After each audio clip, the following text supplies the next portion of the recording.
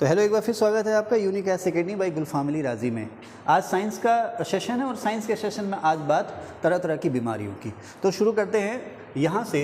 बंकी top of बनाना, केले का एक रोग है जिसे कहते हैं बंकी टॉप। आपने केले का पौधा, केले का पेड़ या केले का जो प्लांट है वो सभी ने देखा होगा। कभी कभी क्या होता है, केले का ऊपर का जो पत्ते हैं वो धीरे धीरे सिमट के ऊपर उसके ऊपर इकट्ठे हो जाते हैं।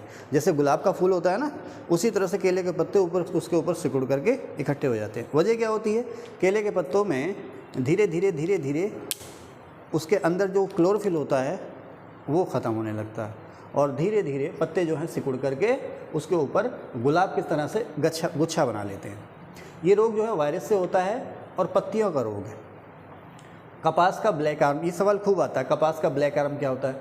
ये रोग जो है ज़ैंथोमोनास नाम के बैक्टीरिया से होता है। इसमें होता क्या है कि ये जो बैक्टीरिया है ना, बीज को ही ख़राब कर देता है। जो बीज है ना कपास का, उस बीज को ये बैक्टीरिया ख़राब कर देता है, या कह सकते हैं कि रोग जो है ये बीज से फैलता है। उसके बाद जब कपास पकने को आती है या रुई आती है कपास में, तो रुई जो है फीकी पड़ जाती है। एक तो जो कपास के बीज हैं, डोडे जिससे कपास निकलती है, वो बहुत बारीक हो जाते हैं। दूसरा, जो रुई निकलती है, रुई देखो ना, जिस रुई में जितनी अच्छी चमक होती है उसका रेट उतना ज़्यादा होता है। रुई जो है फीकी पड़ जाती है, तो एक तो पैदावार कम हो जाती है, दूसरा रुई के फीके पड़ने की वजह से जो प्रोडक्शन है वो कम हो जाता है। ठीक है, तो इसे कहते हैं कपास का ब्लैक आर्म रोग। अंगमारी, इंग्लिश में इसको कहते हैं ब्लाइट, ये बीज से होता है रोग। अंगमारी रोग जो होता है बीज से होता है। इसमें होता क्या है, पत्तियां जो हैं धीरे धीरे सड़ करके ख़त्म हो जाती हैं। झुलसा या प्रध्वंस या ब्लास्ट, आमतौर पर धान में होता है ये रोग। झुलसा इसको इसलिए कहते हैं कि पौधा जो है इस तरह से हो जाता है धीरे धीरे, जैसे आग में पौधे नहीं झुलस जाते हैं। एक तो आग होगी तो जल गए, और आग के पास अगर उनको थोड़ी थोड़ी हीट मिलती रहे तो आप देखेंगे झुलस जाते हैं। तो इस रोग में होता क्या है कि जो पौधा जो है बिल्कुल झुलस जाता है, तो इसीलिए इसको कहते हैं झुलसा या प्रध्वंस या ब्लास्ट। ये रोग पत्ती से शुरू होता है और धीरे धीरे पूरा पौधा झुलस करके एंड हो जाता है। अब एक रोग होता है खारी या खैरा, ये धान में होता है। ये रोग खारी या खैरा रोग जो होता है ये धान में होता है। इसमें होता क्या है कि जो हरा पौधा है वो धीरे धीरे पीला पड़ने लगता है, उसके बाद हो जाता है डार्क रेड, लाल रंग का होता है, और पौधे का जो विकास है वो रुक जाता है खैरा रोग में। अभी बताऊँगा किसकी कमी से होता है। किस कमी से होता है खैरा रोग? जिंक की कमी से, है ना, जिंक या जस्ता की कमी से। अब रस्ट या भूरा बिलगन, अब इसको भूरा बिलगन इसलिए कहते हैं, बिलगन माने अलग होना।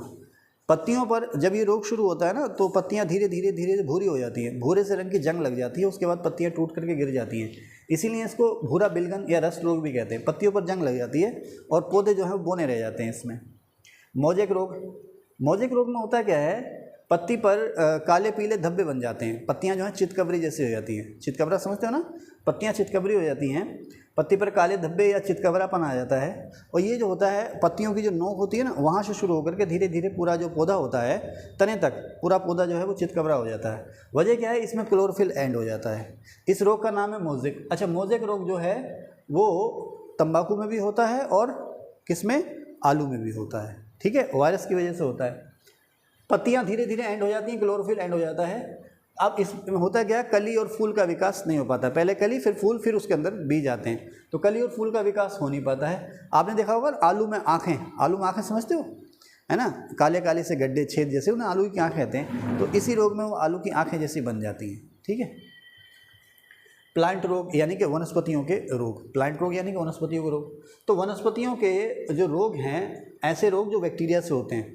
प्लांट यानी कि वनस्पति, यानी कि सब्जियों में, पौधों में, अनाज की जो फसलें, उनमें बहुत सारे रोग बैक्टीरिया से जो होते हैं, जैसे कपास का ब्लैक आर्म, धान का ब्लाइट या अंगमारी, आलू का बिल्ट, शैथिल्य भी बोलते हैं इसको, नींबू का सिट्रस कैंकर और गेहूं का टुंडू, ये होता है बैक्टीरिया से। फंगस से पत्तियों में, प्लांट्स में बहुत सारे रोग होते हैं। आलू का वाट या सड़न, आलू का पछेता अंगमारी, लेट ब्लाइट कहते हैं इसको, बाजरे का ग्रीन एयर या डाउनी मिल्ड्यू, गेहूं का रस्ट या किट्टू रोग, इस पर तने और पत्ते पर लाल भूरी जंग लग जाती है। गेहूं का लूज स्मट या ढीला कंठ या कंडुआ भी कहते हैं इसको। धान का झुलसा या ब्लाइट या प्रध्वंस बैक्टीरिया से, कवक से होता है, सॉरी। मूंगफली का टिक्का, गन्ने का लाल सड़न, red rot of sugar cane, गन्ने का लाल सड़न रोग। बाजरे का एरगेट, बाजरे का स्मट, अरहर का झुलसा, झुलसा को इंग्लिश में कहते हैं विल्ट, और काफ़ी का रस्ट रोग। ये सारे के सारे रोग जो होते हैं वो फंगस या कवक से होते हैं। इसके अलावा आप देखेंगे आलू का पछेता अंगमारी, इसे कहते हैं अर्ली ब्लाइट। आलू का पछेता अंगमारी, आलू का लेट ब्लाइट या पछेता अंगमारी। वायरस से मोज़ेक रोग हो जाता है, आलू और तंबाकू में मोज़ेक रोग हो जाता है। ये लिखा मैंने PMV पोटैटो मोज़ेक वायरस और TMV टोमेटो मोज़ेक वायरस। वो वायरस जो टोमेटो में मोज़ेक रोग लगाता है उस वायरस को हम कहते हैं टोबैको मोज़ेक वायरस, और वायरस जो पोटैटो या आलू में मोज़ेक रोग को लगाता है उसे हम कहते हैं पोटैटो मोज़ेक वायरस। जंतुओं में बहुत से रोग होते हैं, बैक्टीरिया से हम लोगों में, जंतुओं में हम लोगों से बैक्टीरिया से बहुत से रोग होते हैं, जैसे टिटनस में तेज़ बुखार आता है, वो मांसपेशियाँ हमारी ऐंठने लगती हैं। हैजा या अतिसार या कॉलरा है ना, जिसमें लूज मोशन उल्टियाँ बहुत ज़्यादा आती है ना, डिहाइड्रेशन हो जाता है, तो ये किससे होता है? बैक्टीरिया से। हैजा या अतिसार या कॉलरा। टाइफाइड का जो कीड़ा है ना, टाइफाइड का जो कीड़ा या बैक्टीरिया है वो हमारी बड़ी आंत में रहता है, इसे आंत का बुखार भी कहते हैं। इस रोग में होता है क्या है ना, बुखार जो है वो, देखो मलेरिया बुखार में तो क्या होता है ना कि एक बार बुखार बहुत तेज़ हो जाता है, फिर उतर जाता है, फिर बुखार बहुत तेज़ होता है, फिर उतर जाता है। लेकिन टाइफाइड रोग में क्या होता है कि बुखार जो है वो धीरे धीरे चढ़ता है, धीरे धीरे चढ़ता है और लंबे समय तक रहता है। इसीलिए टाइफाइड बुखार को हम मियादी बुखार भी कहते हैं। कितनी दवाइयाँ कर लो, एक खास दिन से पहले 15-20 दिन से पहले ये बुखार जाता नहीं। तो टाइफाइड जो है बड़ी आंत का बुखार या आंत का बुखार भी कहते हैं, इसको मियादी बुखार भी कहते हैं, क्योंकि इसके रोग की जो वजह है, जो कीड़ा है वो कहाँ रहता है? हमारी बड़ी आंत में रहता है। तपेदिक या टीबी या क्षय या यक्षमा, इसको क्षय या यक्षमा रोग इसलिए बोलते हैं कि जो हमारे लंग्स, फेफड़ों का रोग है, ये फेफड़े धीरे धीरे नष्ट होने लगते हैं और साथ ही साथ जो हमारा शरीर है वो भी बहुत कमज़ोर हो जाता है। जो टीबी का रोगी होगा ना, बिल्कुल सूख के कांटा हो जाता है, जिसका ना सूख के कांटा हो जाना। तो टीबी के कई सारे नाम हैं। तपेदिक, क्षय या यक्षमा बैक्टीरिया से होता है, वो फेफड़ों का रोग है। इसके अलावा डिप्थीरिया यानी काली खांसी ज़्यादातर बच्चों में होता है। डिप्थीरिया रोग में होता है क्या, बच्चों की जो सांस नली होती है ना, उसमें जाला जैसा जम जाता है, जाला जैसा बन जाता है और फिर सूखी खांसी आती है। एक तो खांसी होती है जिसमें बलगम आता है, इसमें सूखी खांसी आती है, लगातार रात भर बच्चे खांसते रहते हैं, इसको कहते हैं काली खांसी। तो डिप्थीरिया या खाली खांसी रोग जो होता है बैक्टीरिया से होता है, और इस रोग का जो बैक्टीरिया आपको मिलेगा वो गंदे जो फल, पानी, सब्जी और भोजन होते हैं ना, सड़े हुए, बासी या गंदे दूषित जल यानी कि गंदा पानी, गंदा भोजन, उसमें पनपता है इस रोग का बैक्टीरिया। ठीक है। फिर ये ज़्यादातर आपको दिखेगा 5 वर्ष तक के बच्चों में, सांस नली का रोग है ये। इसके अलावा प्लेग की जो बीमारी अब तो दिखाई नहीं देती है, लगभग उन्मूलन जैसा हो गया है। प्लेग जो है बैक्टीरिया से होता है और इसमें, प्लेग में एक्चुअली बुखार है, इसमें तेज़ बुखार आता है और शरीर में खास करके कांख में मोटी मोटी गिल्टियाँ सी बन जाती हैं और अक्सर ये रोग जो है वो जानलेवा भी हो जाता है, प्लेग। न्यूमोनिया फेफड़ों का रोग है। न्यूमोनिया आप लोग जानते हो, बच्चा है ना, आमतौर पर न्यूमोनिया जो होता है या तो बचपन में होता है या फिर बुढ़ापे में होता है। ठीक है, न्यूमोनिया रोग फेफड़ों का रोग है ये। कुष्ठ या लिप्रोसी अब तो धीरे धीरे ख़त्म ही होता है। एक विज्ञापन सुना था, MDT खावा कुष्ठ मिटावा। MDT की फुल फॉर्म कोई बताएंगे? MDT की कोई फुल फॉर्म बताएंगे? Multi drugs treatment. MDT माने मल्टी ड्रग्स ट्रीटमेंट। ठीक है साहब। तो वायरस से बहुत सारे रोग होते हैं। वायरस से गलसुआ में होता है कि ना, ये आपको ये एक्चुअली ये सांस का रोग भी कह सकते हो आप। तो यहाँ पर ये सारी चीज़ें आपकी फूल जाती हैं, बार बार लार आपको बहती है, हल्का फुल्का बुखार भी आ जाता है, जैसे फ्लू कहते हैं उस जैसा। क्या कहते हैं उसको, कहते हैं ना गांव में कहते हैं कन्वर निकला है ना। तो वो एक वो पुराने ज़माने का बेलाडोना टेप चिपकाए फिरते हैं। अब वो एक बहुत बढ़िया इलाज था वो किसी ज़माने में, अब वो इलाज ख़त्म हो गया क्योंकि फैशन का ज़माना आ गया। अब निकल जाओ तुम जरा टेप चिपका के, भाई साहब कहेगा मरना मंजूर है, टेप चिपका के नहीं जाऊँगे, है ना, मरना मंजूर है लेकिन ये टेप चिपका के नहीं जाऊँगा। तो गला सूज जाता है इसमें, तो इसको कहते हैं मम्स। तो जो हमारी थायराइड ग्लैंड के अंदर जो पैराथायराइड ग्लैंड है ना, उसका रोग है, वो सूज जाती है। खसरा है ना, खसरा या मीजिल्स। ट्रोकोमा आँख का रोग है, आँखें सूज जाती हैं। कार्निया का रोग है ये, आँख का या कार्निया का रोग है ट्रोकोमा। उसी तरह से कंजक्टिवाइटिस, आँख लाल हो जाती है, सूज जाती है, ये भी जो है आँख का रोग है। ये सारे किससे हो रहे हैं? वायरस से हो रहे हैं। ठीक है ना। इसके अलावा पीलिया या हेपेटाइटिस, लीवर का रोग है, ये वायरस से हो रहा है। इसमें पीलिया रोग में हमारी जो स्प्लीन या तिल्ली है, तिल्ली को क्या कहते हैं, तबसुम RBC का कब्रिस्तान है ना, तो तिल्ली की जो क्षमता है वो कम हो जाती है। उसके बाद रेबीज़ या हाइड्रोफोबिया, रेबीज़ या हाइड्रोफोबिया रोग में, रेबीज़ या हाइड्रोफोबिया रोग वही कुत्ते काटने से जो होता है, आप लोग जानते ही हो।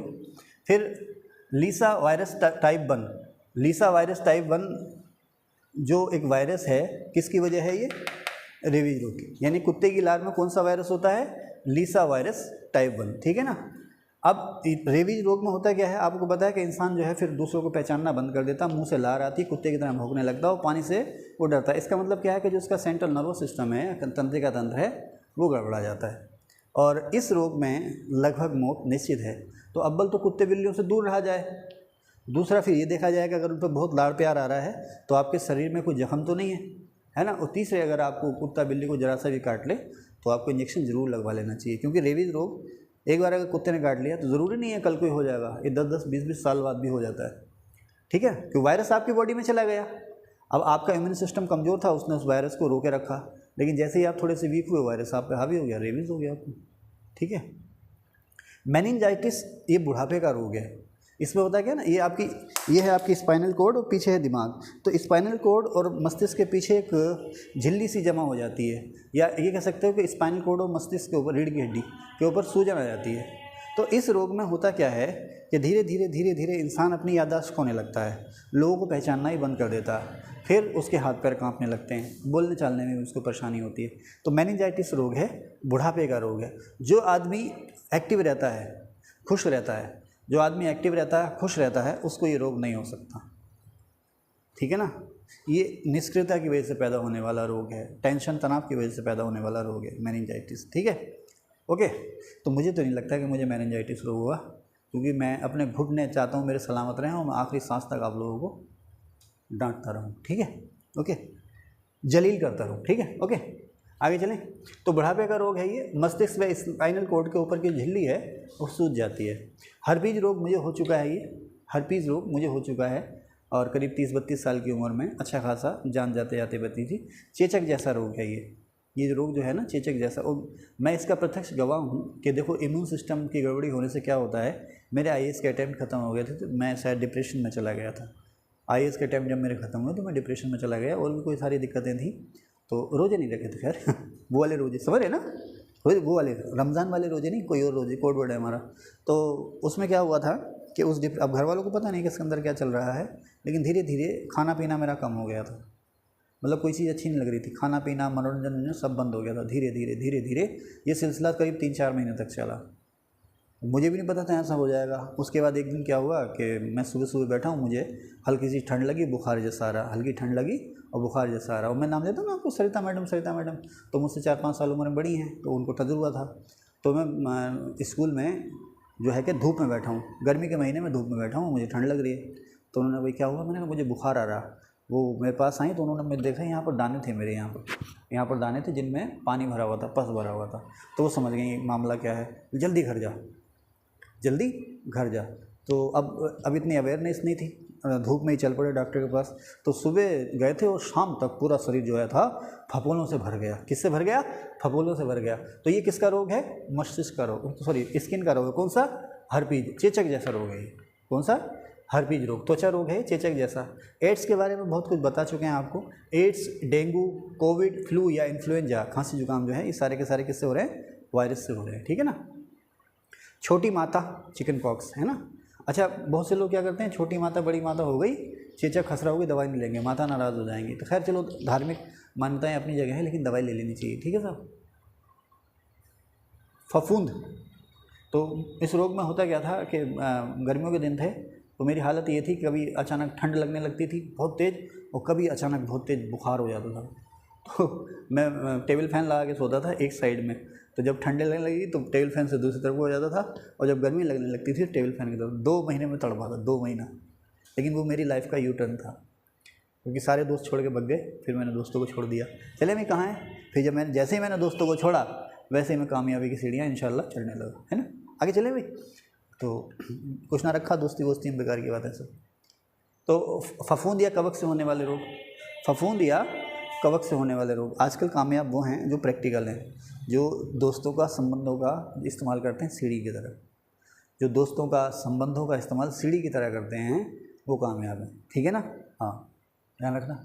तो फफूंद या कवक से होने वाले रोग, दमा, जानती हो ना दमा, है ना। दमा सांस का या फेफड़े का रोग है।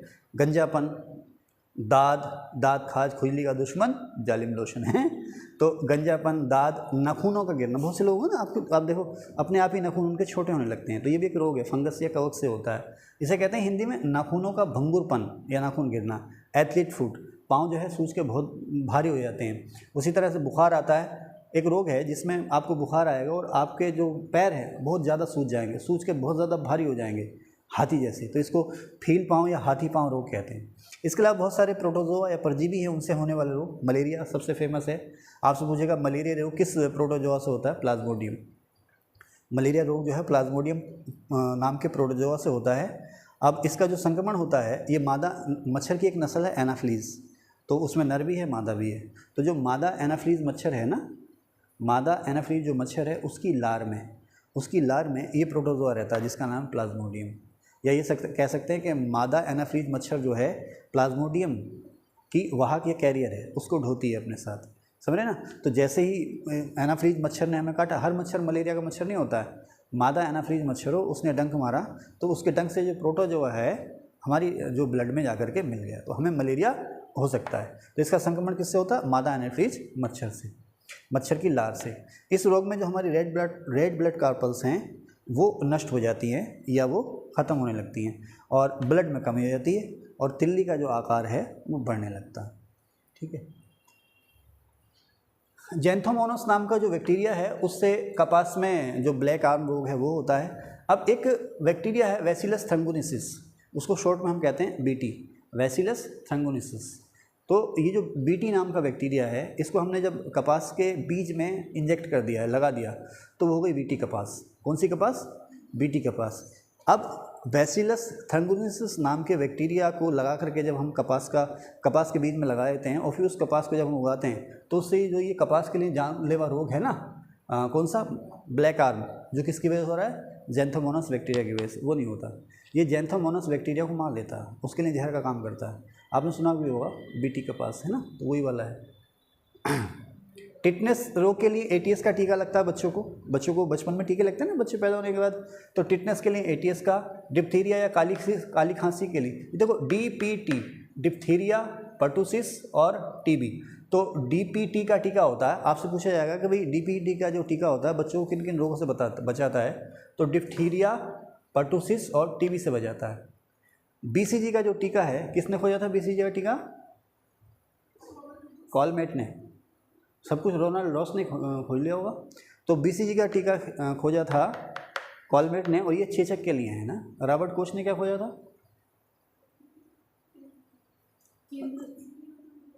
रॉबर्ट कोच ने क्या खोजा था? अच्छा, बीसीजी का टीका जो है वो चेचक के लिए है। हैजा नाम की जो बीमारी है वो विब्रियो कॉलरी नाम के बैक्टीरिया से होती है। मक्खियाँ इसकी वाहक है ना। आप लोग खाना खुले में छोड़ देते हैं ना, जो स्ट्रीट फूड है ना, स्ट्रीट फूड ये नहीं खाना चाहिए। कभी कभी स्वाद के लिए खा लिया तो खा लिया, मक्खियाँ इसमें बैठी रहती हैं।